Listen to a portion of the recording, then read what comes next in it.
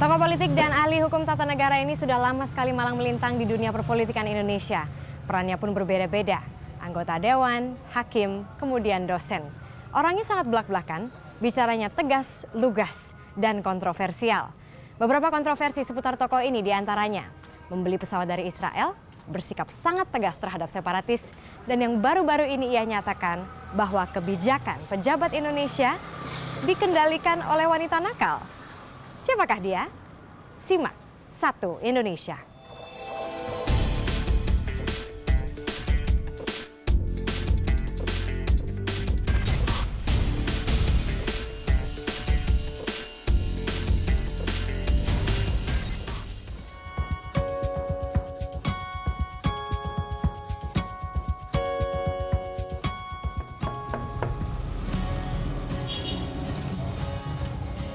Selamat sore Pak Mahfud. Selamat sore Marisa. Ya. Apa kabar? Tadi saya sulit menemukan alamat. Ya lumayan sih Pak, karena saya pikir tadi Bapak di MK kan. Tapi saya baru ingat Bapak kan udah di MK juga. Udah berapa lama ya Pak ya? Sudah persis 2 bulan. Persis 2 Dulu bulan. kan 1 April saya keluar. Oke, iya. Iya, ini saya juga pengen ngajak ngobrol-ngobrol aja Ya, sih oke, Pak. ayo ke ruang kerja saya Oke. aja. Saya juga punya ruang kerja nih sederhana. Nah di sini namanya tadi apa Pak? Ini kantor Yayasan 135. 135. Ya, ini yang disiapkan oleh teman-teman saya ini volunteer, pekerja sukarela sejak saya di MK dan menyiapkan satu wadah bagi saya untuk beraktualisasi di bidang politik demi pembangunan bangsa. Didirikan Yayasan 135 ini. Kenapa disebut Yayasan 135? Apakah ini nomor keramat buat Pak Mahfud gitu? Kan begini, teman-teman ini melihat saya itu selalu punya posisi tertentu di dalam peta politik, sehingga mereka ingin saya berpolitik. Tapi kan saya waktu itu tidak boleh berpolitik. Tetapi orang yang menjadikan saya sebagai ikon politik itu boleh. Maka muncullah Yayasan 135 yang diidentifikasi dengan saya. Tidak enak pada waktu itu kalau menyebut Yayasan MMD misalnya. Lalu disepakati Yayasan 13 Mei 13.5. Jadi sesudah diskusikan 13 Mei itu hari kelahiran saya. Sudahlah, lebih bagus 135. Itulah ceritanya lahirnya Yayasan 135 itu. Itu dia. Di sini rame tiap hari kami berdiskusi. Rame dalam arti isu yang dibicarakan rame. Kalau jumlah orangnya sih ya paling 10, 15 gitu ya kumpul-kumpul di sini. Betul, setuju sekali. Ini kan ngomong-ngomong Bapak udah makan siang belum? Belum. Ya udah kita makan siang. Yang saya dengar ini Bapak ada restoran favorit di daerah Pasar Baru, itu betul Pak? Betul. Jadi ada rumah makan di sana yang sejak tahun 87 saya suka makan, sejak saya masih sangat muda, masih mahasiswa bahkan. Masih pacaran begitu Pak? Iya, masih baru kawin muda. Oke. Itu di Kerekot, di Pasar Baru. Namanya rumah makan Medan Baru. Medan Baru itu makanan Padang. Padang Aceh campur gitu. Nah sejak saya kira kalau lezatnya itu sama aja sebenarnya, tetapi itu menjadi lebih lezat bagi saya karena memberi nilai nostalgia. Sejak saya belum kenal Jakarta, kalau saya ke Jakarta itu sama teman diajak makan di situ. Sehingga sesudah itu ya saya sampai sekarang ini, bahkan ketika saya jadi ketua MK tuh sering sama ajudan sama teman-teman, yuk makan ke sana rame-rame gitu, makan gitu. Nah, dan sekarang saya masih suka ke sana dengan istri, dengan anak gitu. Yuk mari kita ke sana. Mari. Sebelah sana kan Pak pintu keluarnya. Iya. Oke.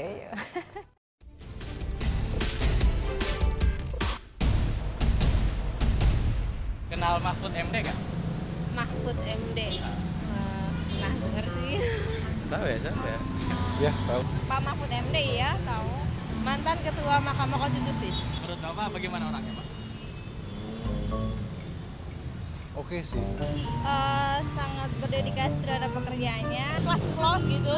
Nggak ada tedeng aling-aling gitu kalau ngomong. Untuk jadi presiden, ya belum tahu identitasnya yang sebenarnya. Kita ke Kerekot. Oke, namanya apa tadi Pak? Rumah makan Medan Baru. Medan Baru. Kerekot. Penuh sejarah ya Pak? Penuh sejarah. Iya.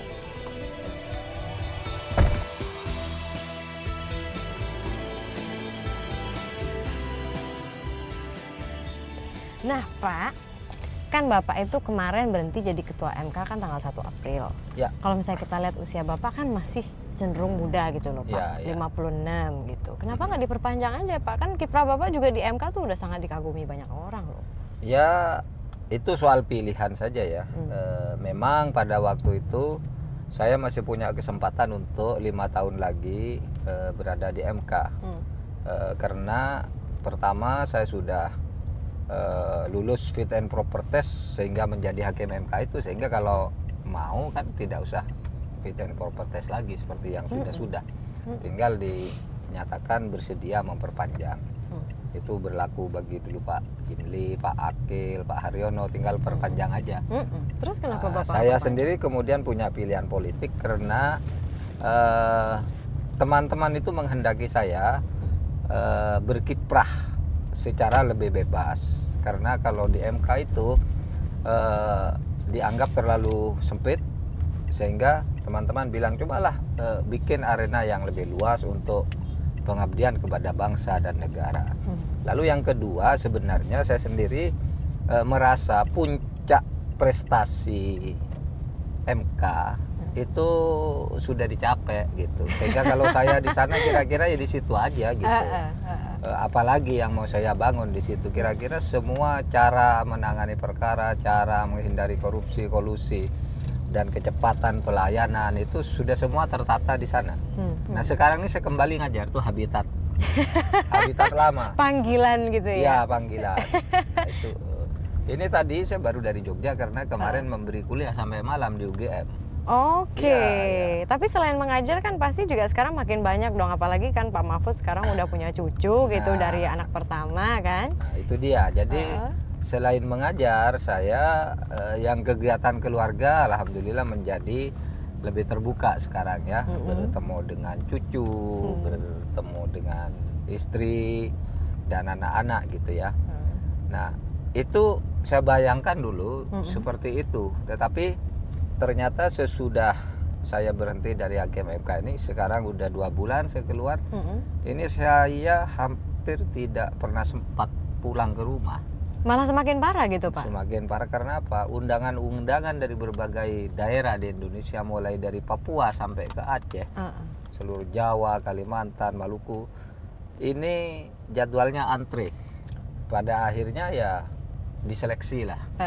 Mana yang paling penting, mana yang paling besar bobotnya bagi kegiatan itu saya datang. Itu pun kemudian menjadi sangat-sangat padat. Yang saya dengar nih, Pak Mahfud ini kan tidak hanya malang melintang di dunia politik gitu Ya. Pak. Kadang-kadang juga ada hobi gitu. Salah satunya, salah beberapanya deh, ada nulis, ada diskusi, ada main musik, ada stand up komedi pula. Iya kan? Ini yang terbaru adalah venture terbaru adalah stand up komedi. Itu gimana caranya Bapak tiba-tiba bisa jadi seorang komedian waktu itu di salah satu televisi? Begini, saya ini Marisa hidup di satu masyarakat yang sangat dalam tanda petik ya fanatik keislamannya di Madura. Maksudnya? Di daerah saya itu, ya di daerah saya, di saya tempat hidup itu, orang main musik itu dianggap haram. Oh Dilarang, ya? Iya. Pokoknya bagi orang Madura itu jangan main musik, itu dosa, gitu. Dosa. Lebih baik belajar ngaji, gitu. Oke. Main ketoprak haram, dosa. Menyanyi dianggap itu bersenang-senang dengan setan, gitu. Tetapi saya sejak kecil itu termasuk anak yang bandel dalam soal itu. Saya suka nonton ketoprak dan ikut main ketoprak. Orang tua saya enggak tahu. Ikut. Sampai sekarang? Enggak, dulu waktu Oh, kecil. dulu waktu kecil. Oke, terus? Kemudian saya ikut main musik. Saya lihai sampai sekarang tuh main seruling. Main Belajar sendiri, Pak? Iya, main Wow. harmonika, main gamelan itu saya bisa. My Menyanyikan goodness. lagu apapun dengan itu. Lalu sesudah remaja saya suka baca komik. Ya, SMP itu saya sudah selesai semua baca roman Siti Nurbaya, Di Bawah Lindungan Ka'bah, dan macam-macam sudah saya baca. Di samping membaca yang serius ilmu kesusastraan seperti itu, saya baca komik. Komik saya yang saya baca pada waktu itu, Marisa saya kira enggak tahu juga, dulu ada satu cerita silat yang ditulis oleh Asmaraman Kopengko. Nggak pernah dengar ya? Orang-orang yang agak segenerasi saya tahu semua itu, Asmaraman Kopengko. Oke. Itu saya baca sampai berkoper-koper, saya baca serial. Itu juga dulu nggak boleh. Baca Ya, nggak komik boleh, juga nggak nggak boleh. boleh. Kok Dulu semua yang bolehnya. menyenangkan nggak boleh sih, Pak? Lah ya itulah fanatik saya katakan. Oke. Gitu. Bolehnya hanya belajar kitab, Oke. belajar ngaji ke surau gitu. Tapi saya tembus itu semua.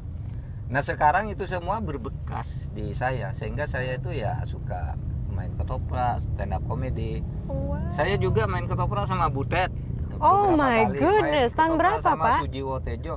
Setahun lalu aja main di Taman Ismail Marzuki. Oke. Sama Sujiwo Tejo, sama Ha-ha. Tarsan Sri Mulat saya sering main gitu. Oh, Ya oke. suka aja gitu. Nah, lalu stand up comedy ini kemarin kan diundang di UGM gitu untuk apa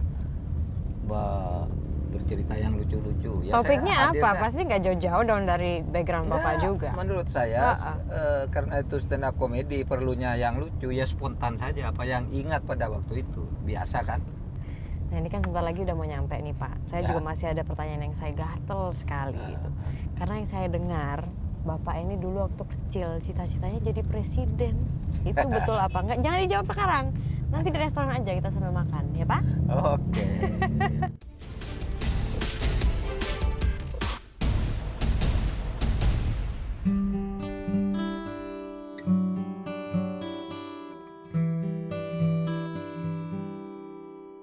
Tegas dan apa adanya. Sikap itulah yang menjadi identitas Muhammad Mahfud atau dikenal Mahfud MD. Sikap itu sudah mengakar sejak dia masih berstatus mahasiswa hingga saat ini.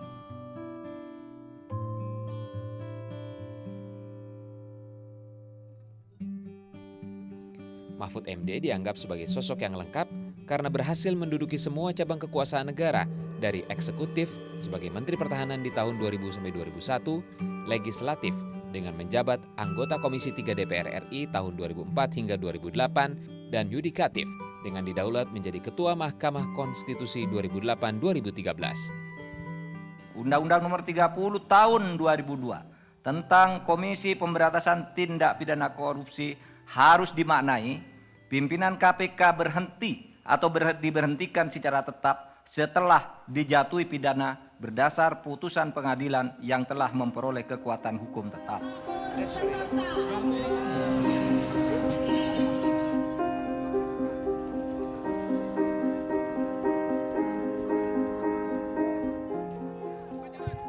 Pasca pensiun dari Hakim Konstitusi, Mahfud yang tinggal di tengah perkampungan di Tanjung Barat, Jakarta Selatan ini membidik kursi RI 1.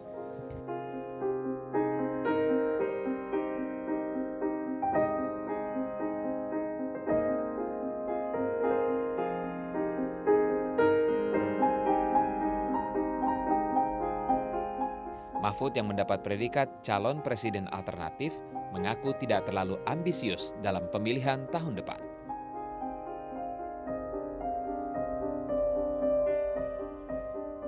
Sambil menjalani kegiatan yang dinilainya lebih sibuk dari profesi sebagai ketua MK ini, perlahan dia mulai mengagendakan dan menyusun langkah-langkah agar menjadi magnet perhatian.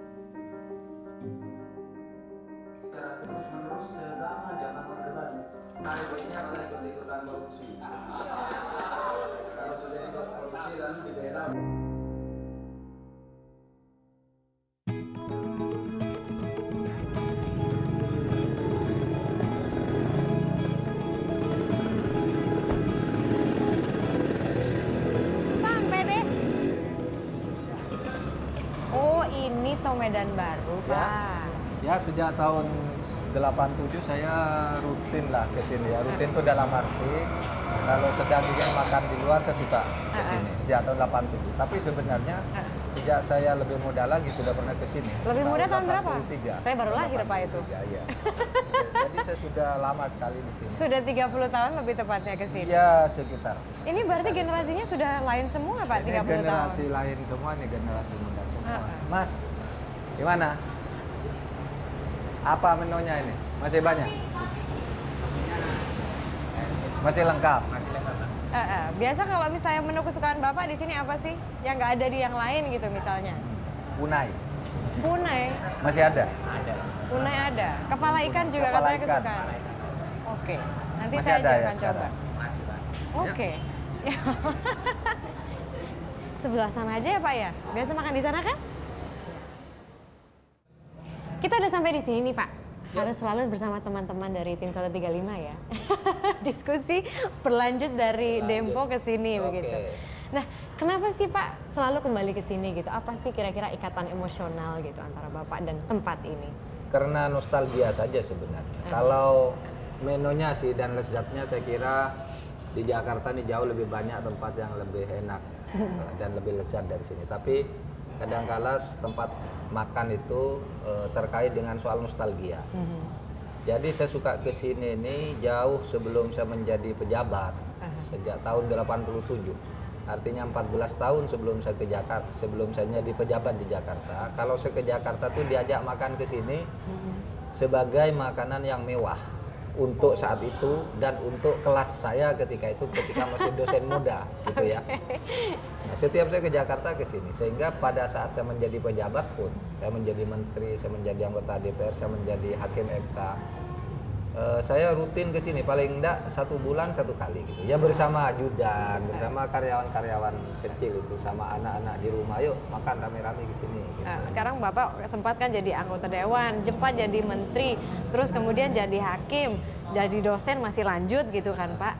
Nah sekarang kayaknya yang saya dengar ini menuju capres gitu, 2014. Ya. Dan kalau tidak salah Bapak itu dulunya, silakan Mas. Betul nggak Pak? Kalau waktu kecil tuh Bapak sebenarnya cita-citanya saya ingin jadi presiden gitu. Saya tidak pernah membayangkan menjadi presiden. Tetapi ibu saya pernah bercerita yang itu pun saya baru tahu. Ya baru akhir-akhir ini. Ketika ada seseorang bertanya ke ibu saya, Bu, Pak Mahfud itu waktu kecil cita-citanya apa gitu. Ibu saya, wah waktu kecil anak itu bilang ingin jadi presiden katanya. Padahal saya tidak tahu kalau saya pernah bercita-cita jadi presiden. Seingat saya ketika pertama kali saya harus merumuskan cita-cita, itu gambaran pertama saya cita-cita menjadi guru agama. Cita-cita pertama saya yang saya ingat kalau soal jadi presiden itu mungkin anak kecil lah seperti Susan itu. Susan, kalau kamu besar jadi apa? Presiden, kamu jadi pilot, jadi itu kayak gitu. Tapi yang terumuskan betul di otak waktu itu saya ingin menjadi guru agama. Itulah sebabnya saya masuk ke pendidikan guru agama. Nah, ketika saya sekolah di guru agama itu, pada tahun terakhir tingkat SLTP-nya saya menjadi 3 orang masuk dalam 3 orang murid terbaik. Nah, murid terbaik dari seluruh Madura itu dikirim ke Jogja masuk pendidikan hakim Islam. Nah, sejak saya masuk pendidikan hakim Islam itu namanya PHIN, cita-cita saya berubah. Tadinya ingin jadi guru agama, saya ingin menjadi hakim karena saya kagum kepada para hakim, kepada jaksa yang menjadi guru saya di PHIN. Karena saya ingin jadi hakim, saya kuliah di Fakultas Hukum UII, jurusan Hukum Tata Negara. Nah, di situ saya kagum lagi kepada dosen-dosen.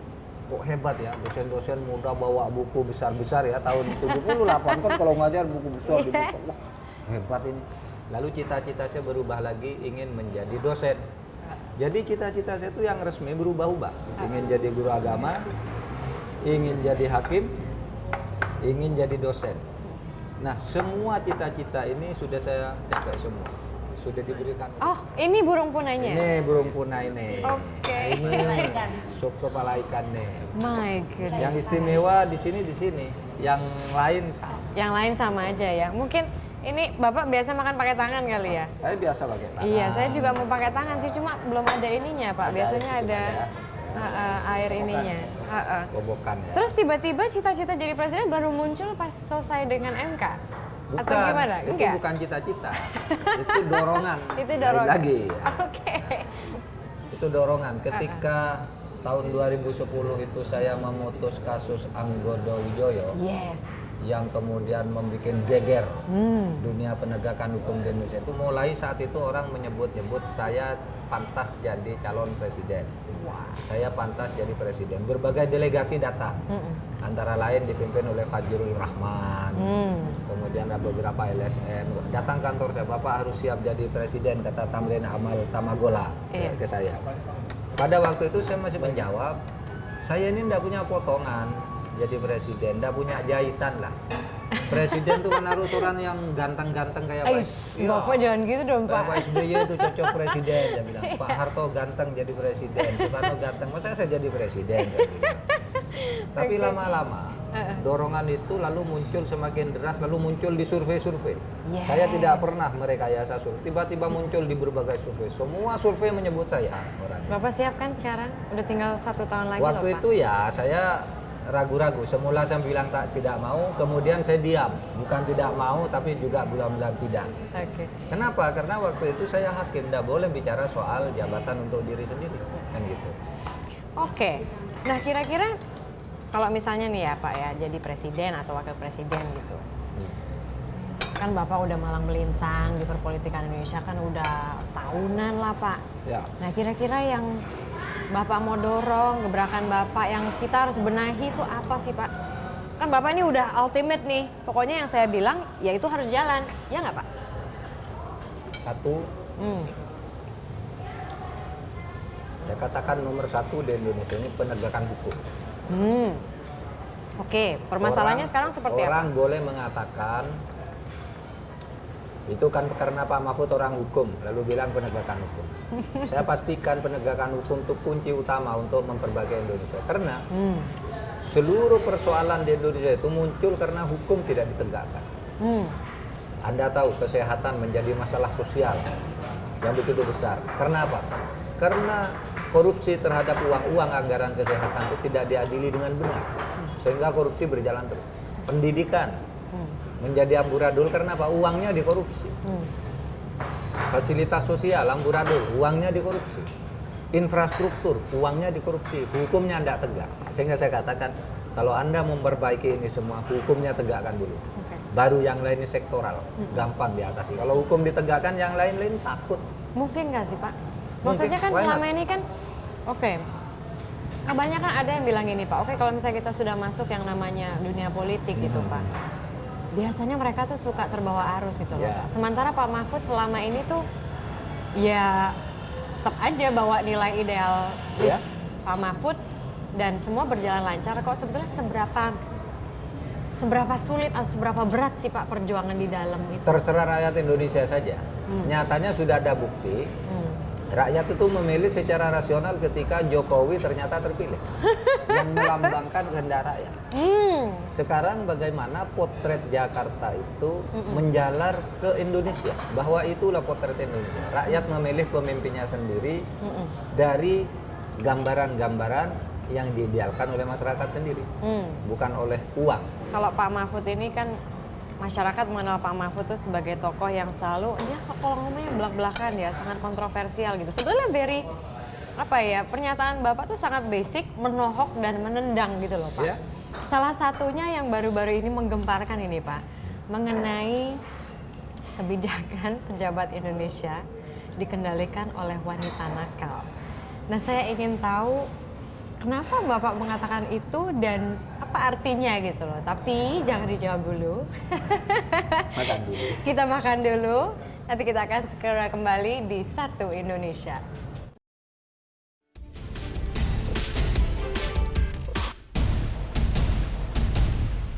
Anda masih menyaksikan Satu Indonesia. Pak Mahfud, sebelum kita bicara mengenai wanita tadi. Wanita. Kenapa? Kenapa? Saya ingin tanya ini masalah pendidikan. Kan Pak Mahfud dari dulu sampai sekarang masih mengajar gitu. Apa sih yang masih menjadi kekhawatiran atau concern Pak Mahfud mengenai pendidikan di Indonesia sekarang? Saya kira pendidikan itu memang merupakan suatu proses yang terus-menerus berkelanjutan sehingga sebenarnya saya tidak pernah ikut menyalahkan kalau setiap ganti menteri ganti kebijakan. Itu silahkan aja lah, itu kebutuhan lapangan. Tetapi yang saya khawatirkan di dalam perjalanan pendidikan kita akhir-akhir ini adalah karena pendidikan itu selalu lebih banyak disamakan dengan pengajaran. Jadi tekanannya pada kemampuan teknis dan intelektualitas. Padahal pendidikan itu gabungan antara intelektualitas dan moralitas. Nah, moralitas ini yang sekarang kurang, sehingga produk pendidikan itu tidak menghasilkan orang-orang yang mulia. Maksudnya pada prakteknya seperti Iya apa kan? gitu? Saudara tahu kan yang sekarang paling rusak, membuat kerusakan terhadap negara, taruhlah para koruptor, pembobol uang negara itu kan semuanya berpendidikan tinggi. Oke. Berarti dia tidak merasuk itu jiwa pendidikannya. Kalau di dalam Undang-Undang Dasar itu dikatakan pendidikan itu untuk apa sih? Untuk mencerdaskan kehidupan bangsa, bukan mencerdaskan otak. Kalau kehidupan itu sudah mencakup intelektualitas dan moralitas, otak dan watak. Nah, ini watak ini kurang sekarang. Berarti pas generasi 40 tahun lalu dong Pak, Nah, masalah pendidikan sudah dari situ. Maka dulu ketika pendidikan itu masih sangat sederhana, tapi ada pendidikan budi pekerti, pendidikan moral, pendidikan agama yang produk tahun 50-an, 60-an, itu kan bagus-bagus toh. Yang rusak-rusak ini kan kemudian yang lulusan tahun 80-an akhir ke atas. Ini ketika orang sudah terlalu percaya pada soal teknis, pendidikan sebagai teknis dan intelektualitas bukan moralitas. Nah, saya kira ini menjadi lebih penting sekarang untuk dipikirkan daripada ribut-ribut memikirkan UN, memikirkan apa. Yang begini-beginilah yang tidak dipikirkan. Oke, berarti kurikulum harus diganti dong Pak. Ya, harus ditambahkan lah. Terserah Iya kan apapun. intinya itu Iya, kan, iya. Pak. Saya dulu mengusulkan bagaimana pendidikan Pancasila itu digalakkan lagi. Nah, ini kan Bapak kan juga ahli hukum tata negara. Kemarin itu sempat ada yang ngomong mengenai tindak pidana pencucian uang. Emang masih problematik ya Pak? Apa sudah selesai? Tindak pidana pencucian uang itu sudah ada. Tetapi sekarang dapat dikatakan belum diterapkan. Pencucian uang itu artinya orang mengambil uang milik negara tapi dikaburkan agar tidak diketahuan. Misalnya saya punya uang korupsi lalu dikasihkan ke Marisa sekian. Yes. Untuk istri lagi sekian. Untuk ini Untuk sekian. istri Jadi kedua, tidak ada, ketiga, tidak dan tersimpan, keempat. tidak tercatat. Tapi dia punya semua. Dibelikan saham, masuk ke itu tanpa tahu gitu. Nah, dulu sulit sekali itu diterapkan. Nah, sekarang ada 2 kasus yang konon mau menggunakan undang-undang pencucian uang. Menurut saya bagus. Kasusnya ada. Misalnya begini, Anda tiba-tiba punya 10 rumah. Oke. Terus? Saya katakan, Anda diduga korupsi dalam satu proyek. Dan karena Anda juga korupsi, Anda juga ternyata punya 10 rumah. Saya katakan, kalau undang-undang pencucian, Anda telah melakukan pencucian uang, bentuknya rumah kepada itu, mobil kepada ini, kepada itu dari Anda semuanya, meskipun tidak terlacak. Sekarang yang punya rumah itu suruh membuktikan, mobilmu dari mana, uangnya dari mana, rumahmu dari mana. Yang membuktikan nanti Anda, bukan jaksa. Tahu? Iya. Itu namanya pembuktian terbalik. Nah, Udah jalan Pak? sekarang baru berjalan untuk 2 kasus. Joko Susilo dan rencananya Lutfi. Oke. Menurut saya ini harus menjadi uji coba. Gitu, harus menjadi uji coba. Harus tanya kan, Anda kok punya rumah di sana, mobil di sana, padahal ketika mau menjadi kepala polisi Anda kekayaannya cuma Segini. 2 miliar, kok Dan sekarang gaji menjadi polisi? 117 miliar. Buktikan bahwa yang 115 itu sah. Kalau Dia yang membuktikan. Kalau misalnya tidak terbukti? Kalau tidak bisa membuktikan sedikit, berarti korupsi. Wow. Sekarang ini karena undang-undang pencucian uang tidak diberlakukan, maka yang selalu mencari bukti harus jaksa. Saya punya uang 117 miliar. Buktikan bahwa ini saya korupsi. Yang disuruh membuktikan jaksa. Susah dong. Tapi sekarang kalau pencucian uang dibalik. Kamu punya segitu, kamu yang membuktikan. Dari mana ini? Yang 1 miliar dari mana? 2 miliar dari mana? Terus buktikan satu-satu. Kalau tidak membuktikan semua, korupsi. Berarti makin banyak yang potensi bisa terjerat dong Pak? Itulah makanya kita membuat undang-undang pencucian uang agar semakin banyak yang terjerat, agar semakin banyak, gitu loh, biar negara ini tidak rugi. Iya betul Pak. Saya juga capek Pak tiap kali ngeliatin website, berita-berita itu isinya korupsi ini, itu, orang ini terlibat korupsi ini, kasus yang ini, saya pusing bacanya. Semoga dengan ini bisa menjadi solusi Ya, Pak. mudah-mudahan. Oke. Nah Pak, kalau misalnya ngomongin tentang, Pak kan udah jadi tokoh gitu. Yes. Tapi biasanya seorang tokoh itu kan mengidolakan tokoh lain Pak. Nah siapa sih kira-kira tokoh politik aja Pak yang Bapak idolakan? Tokoh politik ya? Iya. Karena saya punya tokoh tuh banyak sekali. Tergantung apa. Kalau ekonomi siapa, kalau hukum siapa, kalau ini siapa. Kalau politik saya Gus Dur. Oh iya, kenapa Pak? Orangnya lincah, egaliter, terbuka, dan lucu. Lucu kenapa? Mengajari seseorang itu tidak mendikte, tapi kadangkala hanya bergurau gitu, tetapi mengandung nilai yang tinggi dalam bentuk humor misalnya, jok-jok yang biasanya kita tidak menjadi tersinggung kalau kita saya tidak tahu ini diberitahu oleh presiden, enggak. Karena Gus Dur tidak mengatakan harus begini, enggak. Dia bercerita aja lucu-lucu lalu diceritakan sarinya. Oh. Dulu ketika saya pertama diangkat jadi Menteri Pertahanan Gus Dur itu. Saya tanya, Gus, sebagai Menteri Pertahanan tugas saya ini apa? Ya, saya pun enggak tahu katanya. Saya pun enggak tahu katanya. Makanya saya ngangkat kamu gitu. Ya udah, habis kita ngomong yang lucu, sekarang kita ngomongin perempuan ya Pak. Yap. Wanita yang mengendalikan kebijakan pejabat Indonesia. Jawab.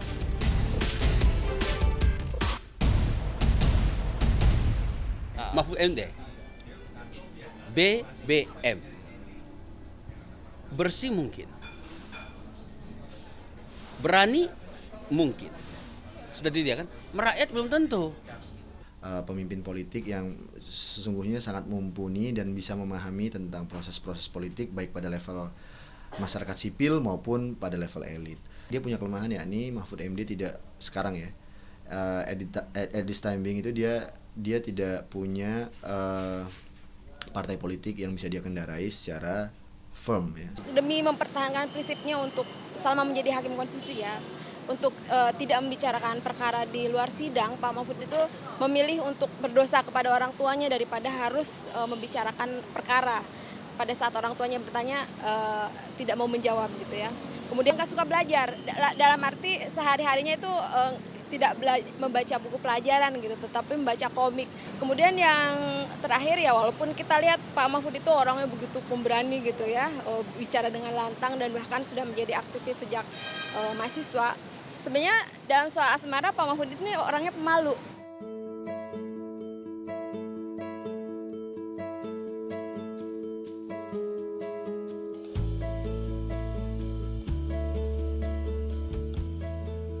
Terima kasih Anda masih menyaksikan Satu Indonesia, bincang-bincang dengan tokoh politik yang kontroversial dengan Bapak Mahfud MD di sini. Pak, bicara tentang kontroversial ini Pak. Kontroversial. Iya Okay. kan.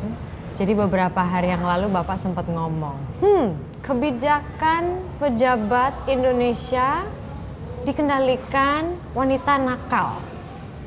Mengapa Bapak mengatakan itu dan ya kenapa gitu Pak? Ya kenapa mengatakan, karena ditanya, seperti Anda tanya saya jawab. Jadi begini, ketika rame-rame perkara di KPK itu ya, munculnya banyak wanita-wanita. Itu orang bertanya, mengangkat lagi tulisan saya yang sebenarnya sudah saya tulis di media massa itu pada bulan Desember tahun lalu. Oke. Menanyakan, Pak, apa betul di Indonesia banyak kebijakan dipengaruhi oleh wanita nakal? Oh iya, saya bilang. Ini tidak ada kaitannya dengan perkaranya Lutfi lah ini. Iya, karena iya. saya bicara sebelum ada perkara itu, tapi lalu ini diangkat lagi karena ada perkara itu. Iya, saya bilang. Bapak punya bukti loh, buktinya banyak.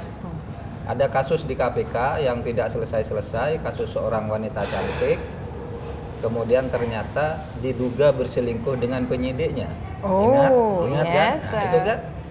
Sehingga lalu penyidiknya ditarik, baru perkara ini jalan. Itu kan karena pejabat. Lalu ada seorang pejabat penting muncul di infotainment, digugat oleh istri simpanannya kan? Ada kan pejabatnya masih sekarang? Iya. Dan dia ngaku ini anak saya, ini anak dia dengan saya gitu. Pejabatnya si ini. Dan itu banyak gitu. Ini baru atau memang udah lama? Ulama, sehingga suatu saat Lalu muncul istilah gratifikasi seks. Kalau begitu ada gratifikasi seks dong. Nah, saya bilang secara hukum gratifikasi seks itu di Indonesia tidak ada. Karena yang dikatakan gratifikasi itu adalah pemberian sukarela yang itu tidak ada hukumannya kalau itu dilaporkan dalam waktu 30 hari. Oke. Kalau sekarang seks disajikan kepada seorang pejabat, kalau dilaporkan misalnya saya sudah berbuat seks, kan tidak ada hubungannya.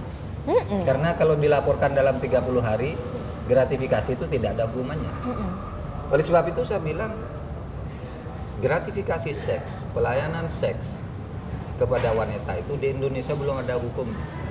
Kalau itu mau dianggap zina, zina itu bukan korupsi. Hukumannya zina itu delik aduan. Itu baru bisa dihukum kalau istri atau suami yang bersangkutan melapor bahwa saya dirugikan. Nah, oleh sebab itu saya bilang terjadi kekosongan hukum di Indonesia ini tentang gratifikasi seks, di mana seorang wanita itu mengendalikan keputusan-keputusan pejabat. Emang bisa, Pak? Bisa. Loh, saya mikirnya gini loh, Pak. Kalau misalnya kita, misalnya saya seorang pejabat, saya seorang laki-laki ini. Terus saya mau mengambil keputusan. Saya kompeten gitu ya. Mengambil keputusan ini. Kok bisa? Maksudnya saya nggak make sense aja untuk saya pengaruh dari... Ini konteksnya penegakan hukum. Oke. Ya, misalnya saya mau menghukum teman Anda. Iya. Ini mau dihukum. Sementara saya ketika mau menghukum, lalu sudah tegas saya tiba-tiba si teman saya ini punya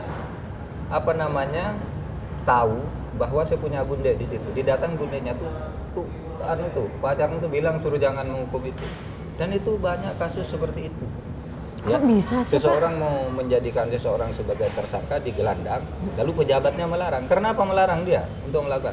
Karena gundenya nih, wanita nakalnya, kalau kamu hukum itu saya muncul loh ke publik, saya ngaku bahwa saya gundemu, saya datang ke rumah istrimu. Kasus seperti itu laporan yang banyak masuk ke saya. Bahkan saya diberi nomor mobil gunde-gunde pejabat. Oh, serius? Ini nomor gundenya ini nomor gundenya ini. Dan sebagainya. Mereka lapor ke saya, tetapi mereka tidak tahu bahwa saya itu hakim konstitusi, tidak mengurusi yang kayak gituan. Mereka salah lapor, tapi saya tahu sebagai informasi. Nah, oleh sebab itu menurut saya kita harus mengantisipasi. Banyak orang tidak tahu bahwa banyak wanita-wanita nakal berada di balik orang-orang penting. Cuma gara-gara diancam aja. Iya, karena dia punya gunde, tidak tahu kan diketahui. Nah, berarti kan udah ketahuan kalau gundeknya ya bukan orang beres dong, Pak. Tahu. Tapi ya udah biarin aja gitu. Udah pasti dong, tapi dia kan sudah terlanjur berbuat takut kan. Sehingga dia tunduk. Dia boleh galak kepada orang lain, galak bentak-bentak gitu, begitu sama gundenya takut dia. Nah, itu yang saya tidak mengaitkan itu dengan kasus PKS sebenarnya. Itu sudah saya tulis tanggal 29 Desember. Tapi memang betul dari sebelum ada PKS zaman itu. Orba Tapi itu orang lalu mengaitkan seakan-akan Pak Mahfud tuh nyerang PKS. Nah, itu tulisan lama. Oke. Nah, kita juga ingin melihat nih kira-kira kok hilang. Oh, ini dia. Nanti saya akan bacakan satu-satu, Pak. Tapi ada yang menarik nih. Kemarin Bapak tuh beberapa hari lalu sempat mengatakan bahwa bikin tweet nih, Pak, tweet entry yang mencerca KPK pada umumnya hanya mereka yang tersandung kasus korupsi di KPK atau berhubungan dengan kasus tersebut. Itu kenapa Bapak nge-tweet gitu, Pak? Saya tidak mengetweet itu. Kalau Anda lacak itu tulisan saya di Harian Sindo, tetapi kalimat itu dipetik oleh orang. Pak Mahfud mengatakan dia lalu terus beredar. Itu tulisan saya, judulnya KPK masih lurus. Tulisannya panjang, lalu kalimat itu diambil oleh orang. Ini pernyataan Pak Mahfud. Lalu semua orang meretweet. Gitu. Apa sikap saya tentang itu? Memang begitu. KPK itu di dalam pandangan saya itu masih lurus, dia tidak memihak kepada siapapun. Kan ada yang mengatakan, ini kalau partai ini dihantam. Sekarang oleh KPK itu Partai Demokrat, partai penguasa, kasusnya banyak masuk. PDIP banyak yang dipenjara, Golkar banyak yang dipenjara, PKS juga sekarang masuk. Jadi KPK menurut saya itu masih lurus, tidak bermaksud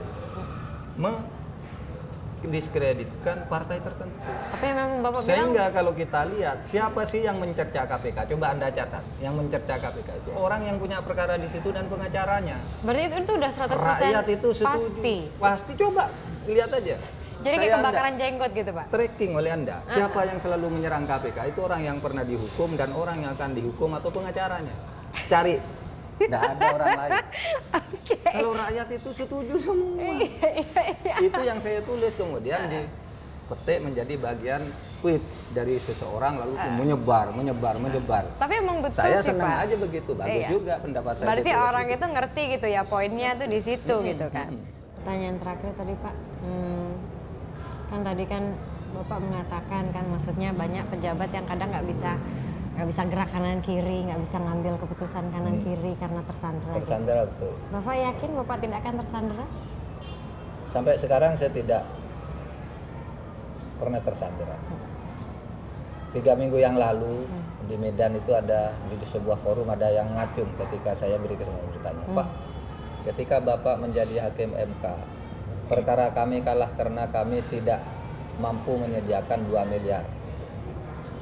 Gimana ceritanya? Saya bilang. Katanya Bapak akan memutuskan perkara dan akan menang klien calon gubernur kami yang kalah ini kalau disediakan uang 2 miliar. Sesudah uang dikeluarkan ternyata kalah juga katanya. Karena terlambat katanya. Saya bilang sama dia, Anda kan masih ingat siapa tuh pengacaranya? Suruh menghadap ke sini hari ini, saya bilang. Apa benar dia pernah berurusan uang dengan saya? Kalau benar, sekarang uangnya saya kembalikan 4 miliar, saya masuk penjara. Dan saya katakan siapapun Anda yang pernah merasa memberi uang kepada sebagai hakim, ya, saya kembalikan 10 kali lipat. Terus? Nggak ada yang maju. Dan ini saya serukan lewat Anda juga nih melalui Net TV. Siapa saja orang Indonesia yang melihat saya sekarang kalau pernah merasa memberi uang ke saya, datang ke saya kembalikan 10 kali lipat dan saya akan masuk penjara dengan tindakan pidana pemerasan, bukan penyuapan. Kalau penyuapan dia ikut dihukum. Kalau pemerasan saya saja yang dihukum. Iya, betul sekali. Kalau ada siapapun yang melihat televisi, Pasti godaan kalau misalnya Bapak nyapres, menurut saya cawapres. setiap pejabat harus begitu. Harus begitu. Berani nantang bahwa Ya dirinya kalau bersih. bersih mah begitu Tapi Pak. berani, kalau tidak, ya enggak ada gunanya menjabat menurut saya. Melanggar, Iya sih. melanggar amanat.